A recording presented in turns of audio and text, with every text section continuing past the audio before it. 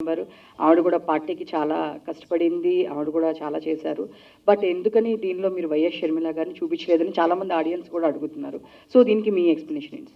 నేను I have clarified even before the cinema అండి. నేను ఎప్పుడైనా ఏ కాంటెంట్ చేసినా నా ఆడియన్స్ని నేను ప్రిపేర్ చేస్తాను.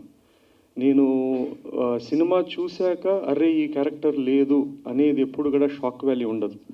లాస్ట్ 1 month కానీ I have put out saying that ఈ క్యారెక్టర్స్ లేరు. నా ప్రీవియస్ ఇంటరాక్షన్లో కూడా నేను చెప్పింది ఏంటంటే నేను ఎంచుకున్న కథ తండ్రి కొడుకు ఇచ్చిన మాట. ఒక 2 గంటల్లో నేను ఆ లైన్ని ఆ కాన్ఫ్లిక్ట్ కావాల్సిన క్యారెక్టర్స్ కానీ సన్నివేశాలు కానీ రాసుకొని డ్రైవ్ చేసింది. సో దిస్ మనం ఎంత జస్టిఫై చేసినా కూడా they will be people who asking ఎందుకు లేదు ఎందుకు లేదు అని. ఆ క్యారెక్టరే కాదు, చాలా క్యారెక్టర్ లేదు. నేను చెప్పే సింపుల్ ఆన్సర్ ఏంటంటే there is no purpose in the story. Real వేరే, అన్రియల్ వేరే, ఆన్ స్క్రీన్ వేరే.